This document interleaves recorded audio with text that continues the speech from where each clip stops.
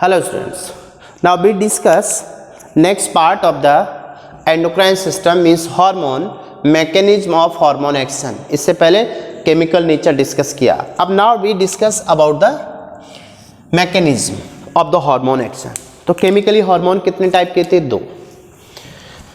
Mechanism action में इनका जो नेचर था हॉर्मोन्स की बात करें तो हॉर्मोन्स दो टाइप के अपन ने पहले डिस्कस कर चुके हैं. One is the peptide and second one is the steroid. ठीक है, पेप्टाइड एंड स्टेरॉइड. तो पेप्टाइड देखिए कैसे एक्शन करता है. पेप्टाइड हार्मोन होते हैं मेम्ब्रेन एक्टिंग हार्मोन कहा जाता है इनको. ये मेम्ब्रेन को एक्टिव करते हैं, membrane acting. Except thyroid peptide है, लेकिन एक्सेप्शनली ये किसकी तरह काम करता है? स्टेरॉइड की तरह. तो स्टेरॉइड हार्मोन कौन कौन से थे? Testis, ovary and adrenal cortex. ये एक्चुअल में जीन एक्टिंग होते हैं. ये जीन एक्टिंग हार्मोन कहा जाता है इनको. Steroid hormone are the gene acting hormone.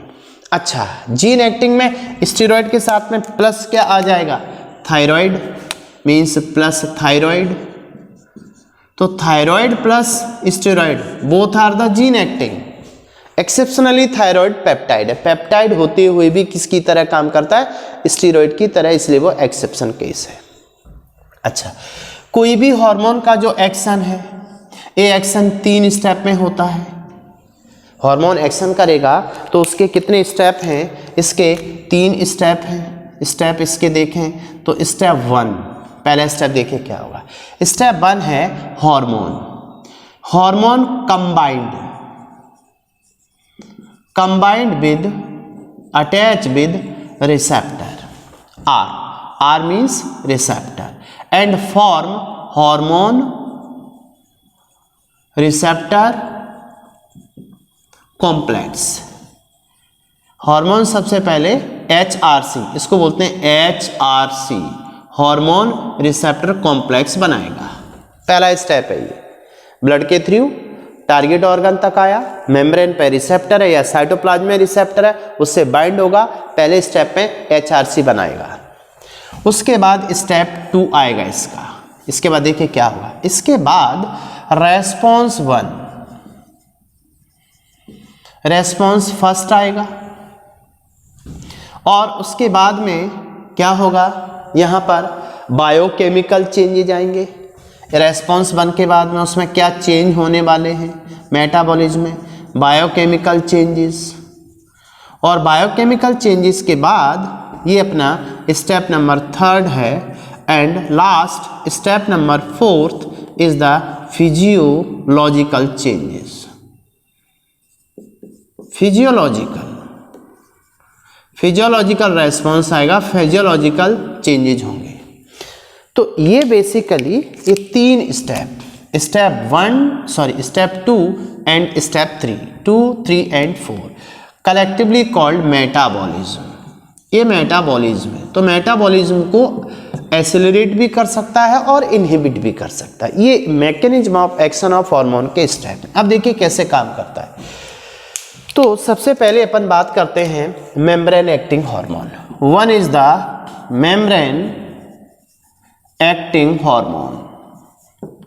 Membrane acting hormone means कौन सा है ये? पेप्टाइड. एग्जाम्पल देखें तो इसके एग्जाम्पल क्या होंगे? All peptide but except thyroid. Thyroid को छोड़ दो तो सभी के सभी पेप्टाइड है. इनके लिए टारगेट ऑर्गन की प्लाज्मा मेम्ब्रेन कैसी होती है? अच्छा, मेम्ब्रेन एक्टिंग है. तो इसका मतलब देखिए, इन हार्मोन के लिए plasma membrane of target organ is impermeable होती है. कैसे? इसको अपन मैकेनिज्म को देखते हैं. चलिए, जैसे मान लीजिए ये एंडोक्राइन ग्लैंड है, कोई भी एंडोक्राइन ग्लैंड है, और इस एंडोक्राइन ग्लैंड से ये ग्लैंड किसकी बनी होगी? एंडोक्राइन सेल्स की. और इन एंडोक्राइन सेल्स का सीक्रेशन आएगा इसके अंदर, ये ब्लड वेसल है, secretion comes in the blood vessel hormone, और ये ब्लड के थ्रू अब हार्मोन, मान लीजिए ये कौन सा हार्मोन है, मान लीजिए एड्रीनलिन हार्मोन है, तो ये कहाँ से निकलेगा, एड्रीनल मेडुला से, इमरजेंसी हार्मोन है। एड्रीनलिन हार्मोन को कैटेकॉल अमीन भी बोलते हैं, कैटेकॉल अमाइन, ठीक है, एड्रीनलिन है। ये एक्चुअली में कैसा होता है, एक्साइटेटरी हार्मोन है, मेटाबॉलिज्म को इंक्रीज करता है। कैसे करेगा वो देखें अपन। तो एड्रीनलिन हार्मोन है ये, इमेजिन करें ये एड्रीनलिन हार्मोन है ये, this one is the adrenaline hormone, थोड़ा बड़ा बनाते हैं ये। अब हार्मोन ब्लड के थ्रू कहाँ गया, ये टारगेट ऑर्गन की प्लाज्मा मेम्ब्रेन है, this is the plasma membrane. इस प्लाज्मा मेम्ब्रेन की सरफेस पर यहाँ पाया जाता है रिसेप्टर, ये रिसेप्टर है।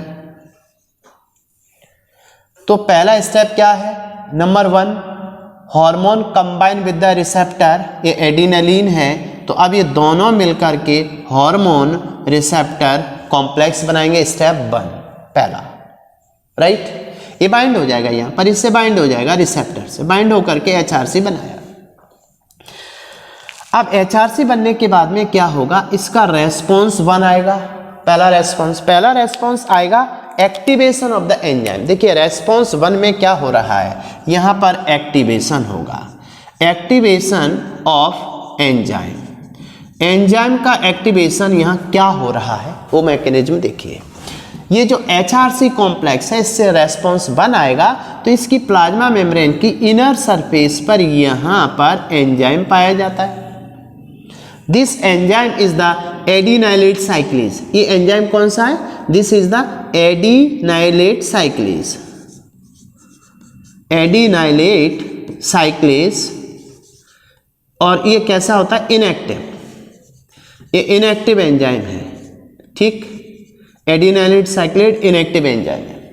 अब ये एंजाइम क्या हो जाता है, एक्टिव हो जाता है, response 1, adenylate साइक्लेज enzyme inactive form से एक्टिव फॉर्म में आ जाता है एचआरसी के थ्रू। अब हार्मोन देखिए बाहर की साइड में है, प्लाज्मा मेम्ब्रेन के आउटर सरफेस में, अभी अंदर नहीं आया है। अब ये जो एक्टिव एडिनाइलेट साइक्लेज है, देखिए तो अपन ने क्या कहा था, स्टेप देखो यहाँ पे कौन कौन से स्टेप है, यहाँ पे स्टेप को देखते रहिएगा, ठीक है। अरे भाई ये एक्चुअली में क्या समझाने के लिए छोटा बच्चा है जिसको अपन अभी बर्थ की जो प्रोसेस होती है उसमें इन्वॉल्व हुआ था ये प्रोसेस, ठीक है ना। तो देखिए क्या क्या होना है, इनएक्टिव एंजाइम एडिनाइलेट साइक्लेज एक्टिव हो गया। अब एक्टिव एडिनाइलेट साइक्लेज, अब इस प्रोसेस में देखिए ये जो एडिनलिन हार्मोन है, hormone act as the first messenger, first messenger है हार्मोन, ये बताया था हक्सले ने, पहला मैसेज लेके आता है हार्मोन एंडोक्राइन ग्लैंड से टारगेट ऑर्गन की सेल मेम्ब्रेन तक। एक्टिव एडिनाइलेट साइक्लेज देखिए नेक्स्ट स्टेप में क्या करेगा।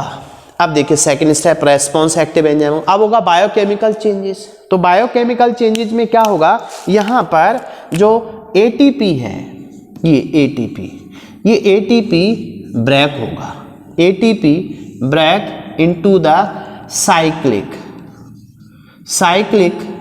adenosine monophosphate with the help of magnesium ion। अब ये जो साइक्लिक एडिनोसिन मोनोफॉस्फेट और इसके अलावा calcium ion and inositol phosphate 3 act as second messenger, ये सेकंड मैसेंजर की तरह काम करते हैं। सेकंड मैसेंजर बन गया सीएमपी। सेकंड मैसेंजर ऑल्सो कौन होते हैं, ये होता है इनोसिटोल फॉस्फेट 3 एंड कैल्शियम, ये भी याद रखें। मतलब इस प्रोसेस में तो ये बना, बट इसके अलावा सेकंड मैसेंजर ये 2 और भी होते हैं। तो first messenger hormone and second messenger CMP and IP3 and CA, ठीक।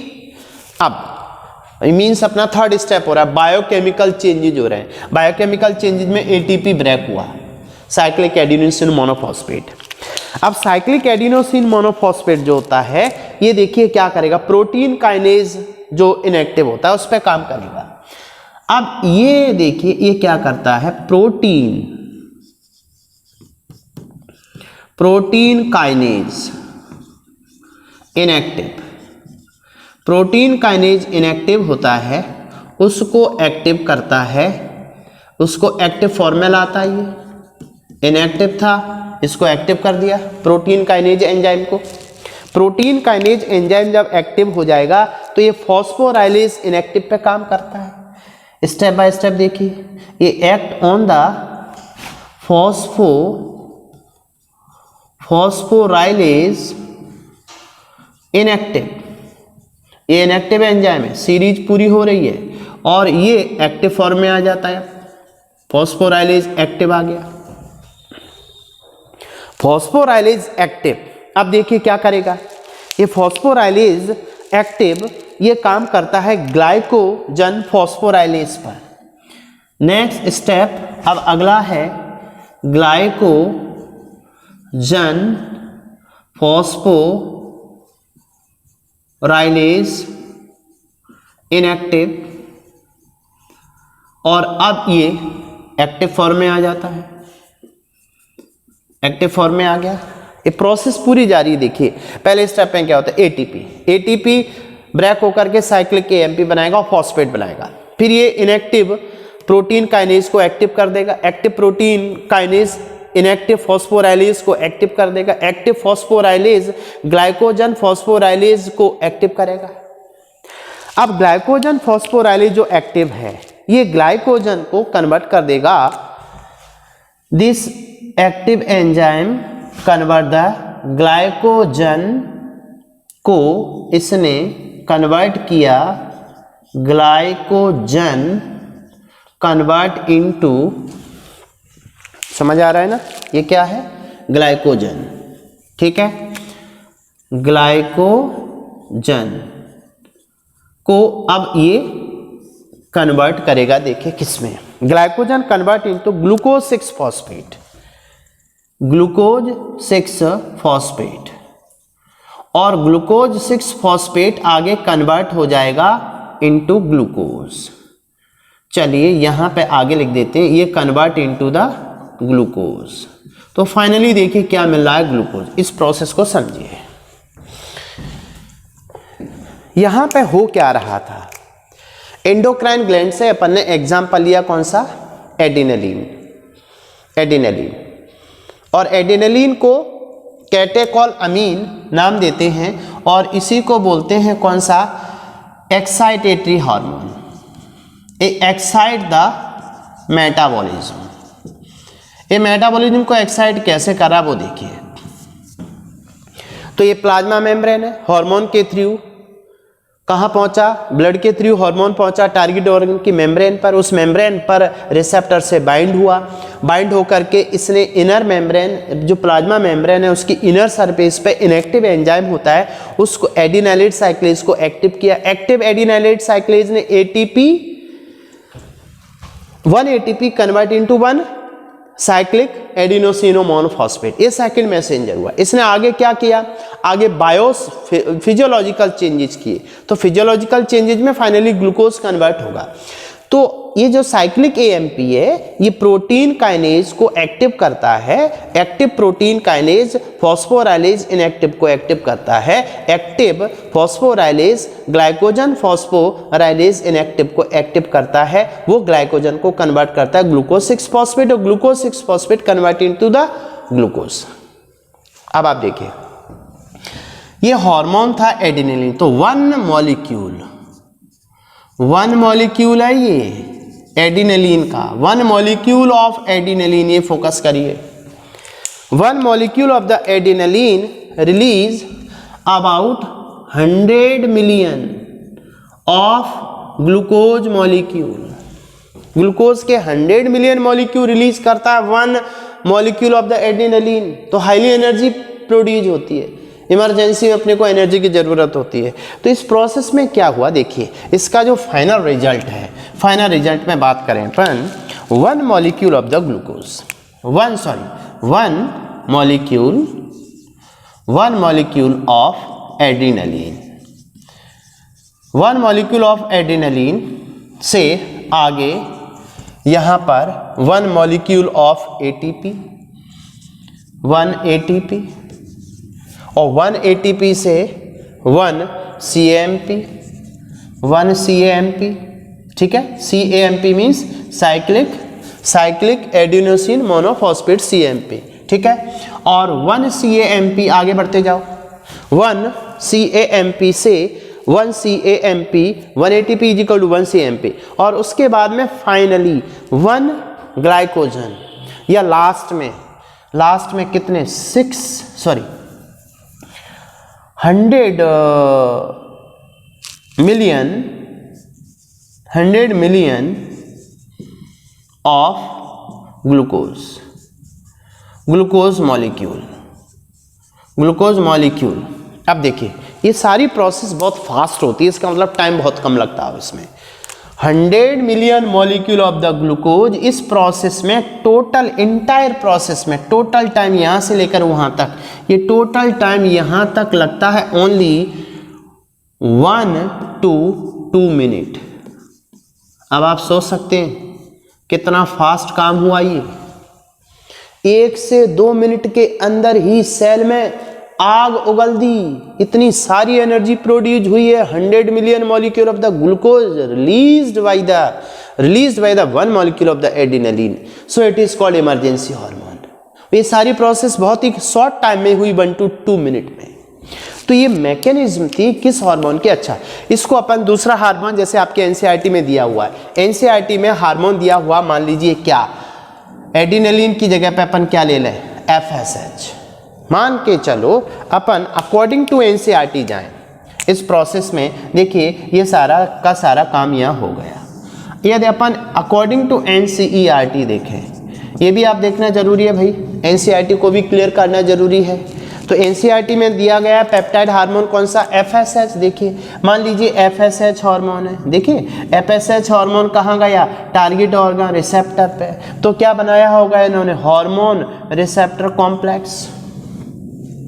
हार्मोन रिसेप्टर कॉम्प्लेक्स कहाँ बना होगा, on the surface of plasma membrane की बाहर की साइड में। फिर उसके बाद में यहाँ पे देखें तो रेस्पॉन्स 1 आया होगा, रेस्पॉन्स फर्स्ट आया, आप देख पा रहे हो वहाँ पे रेस्पॉन्स फर्स्ट आया।